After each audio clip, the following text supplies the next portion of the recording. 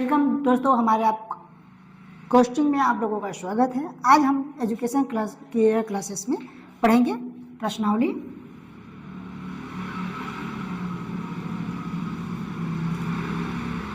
एक का एक। प्रश्नावली एक के एक में हम लोग पढ़ेंगे कि ये इस प्रकार से कि कह रहा है कि निम्नलिखित संख्याओं का अभाज्य गुणनखंड के रूप में व्यक्त कीजिए। यानी कि दिए गए संख्याओं को क्या कीजिए, अभाज्य गुणनखंड। अभाज्य गुणनखंड में क्या करिए, व्यक्त कीजिए। अभाज्य गुणनखंड व्यक्त में कैसे व्यक्त किया जाता है, चलिए पहला क्वेश्चन दे रखा है 140।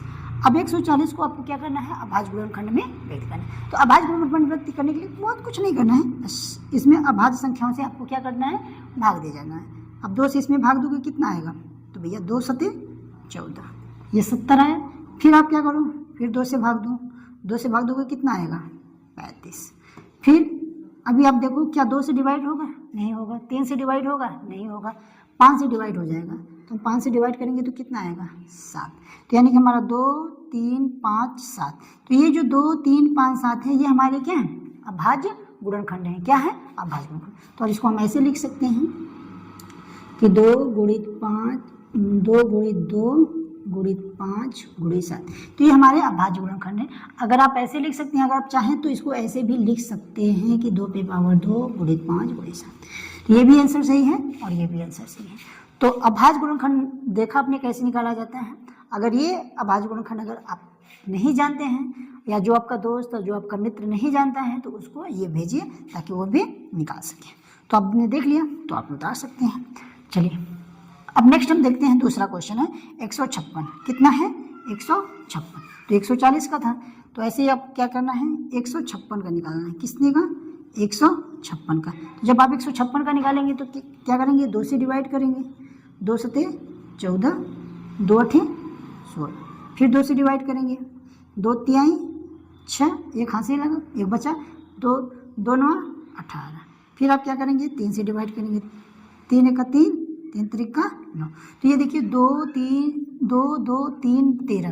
तो ये जो 2 3 13 है, तो ये हमारा क्या है, अभाज्य गुणनखंड है। तो हम इसको ऐसे लिख सकते हैं, 2 गुणित 2 गुणित 3 गुणित 13। या तो हम लिख सकते हैं 2 पे पावर 2 इंटू 3 गुणित 13।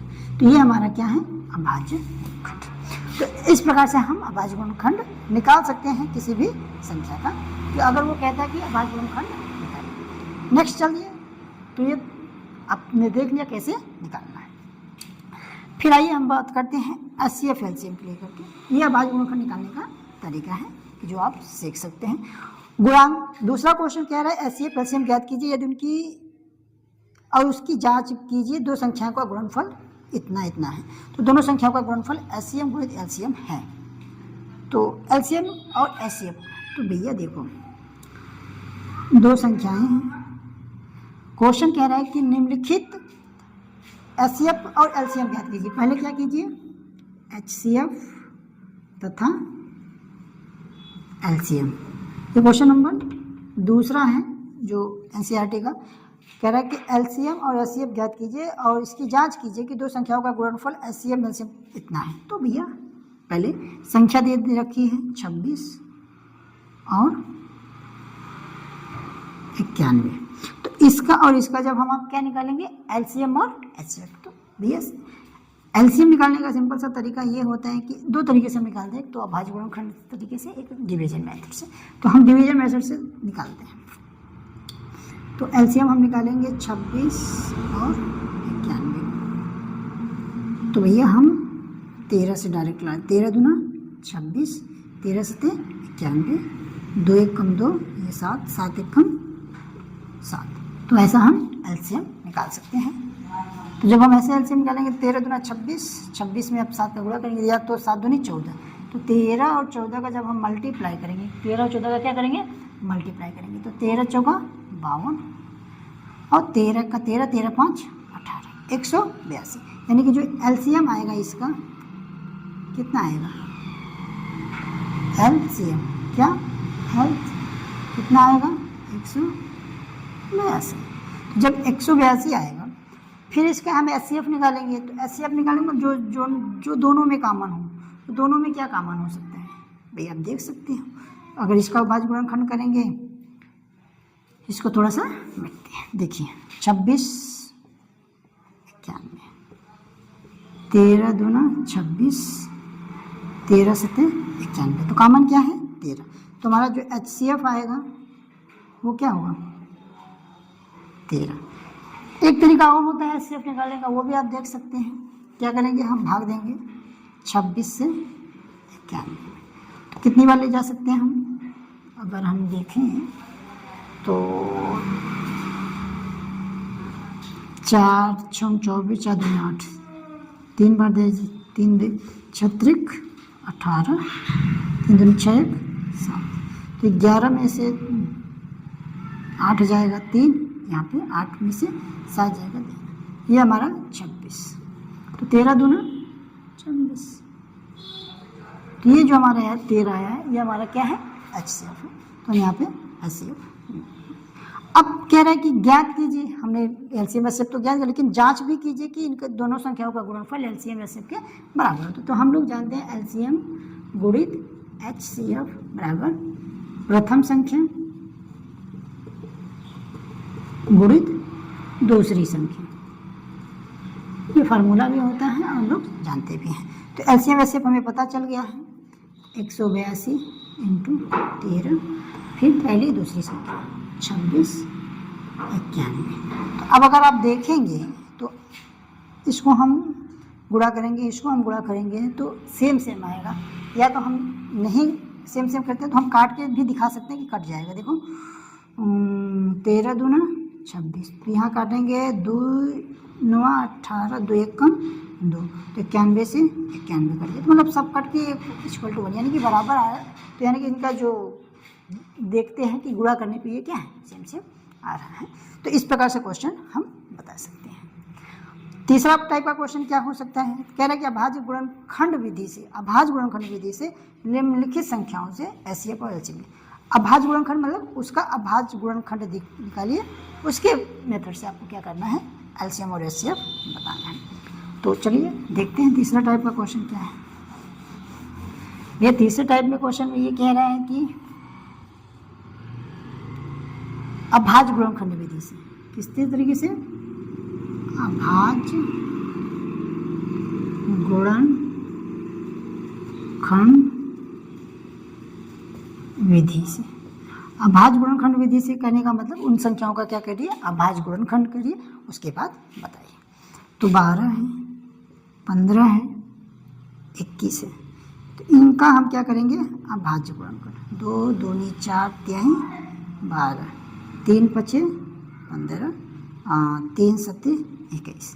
तो अब इस तरीके से हमने कर दिया। तो दो चीज़ें पूछेगा आपसे, या तो आपसे क्या पूछेगा LCM, या तो आपसे क्या पूछेगा HCF। तो भैया LCM निकालने का तरीका है कि जो है, देखो 2 है 2, अब कॉमन है तब भी उसको ले लो, यहाँ भी यहाँ भी यहाँ भी इसको भी ले लो, फिर 5 7 जो कॉमन नहीं है तो पूरे को पूरे लेना होता है। तो जब इनका गुणा करेंगे आप 2 दूनी 4, 4 5 20, 7 21, 20 और 21 का जब गुणा करेंगे तो 21 दूना 42 यानी कि 420 आएगा क्या LCM। LCM के बाद आप अब बात करते हैं HCF। HCF में क्या होगा भैया कि जो कॉमन है यहाँ पे वही हमारा क्या है HCF। तो 3 कॉमन है और कोई संख्या कॉमन नहीं अगर होती तो यहाँ पे हम गुणा करते, तो यहाँ पे HCF हमारा क्या आएगा 3 आएगा। तो LCM निकालने का तरीका है, HCF निकालने का तरीका है किस मेथड से, अभाज्य गुणनखंड विधि मेथड से। अगर अभाज्य मेथड से कहता है तो हम लोग क्या करते हैं उसको डिवाइड करते हैं। एक क्वेश्चन और है इसी के साथ, दूसरा वाला देख लीजिए। दूसरा वाला क्वेश्चन क्या है, कह रहा है कि 13 17 23 29, भैया 17 23 29, तो भैया ये अपने आप में अभाज्य गुणनखंड संख्याएं हैं। तो इनका जब आप LCM निकालोगे तो इसका गुणा करने पे जो आएगा भैया 17 23 29, जब आप इनका गुणा करेंगे तो जो आएगा वही उसका क्या हो जाएगा LCM हो जाएगा। HCF की बात करें तो इसका HCF जो आएगा, क्योंकि सब में एक ही कॉमन होगा तो वहाँ पे HCF क्या हो जाएगा 1 होगा। तो इस तरीके से हम बता सकते हैं कि इनका क्या है LCM क्या हो सकता है, HCF क्या हो सकता है।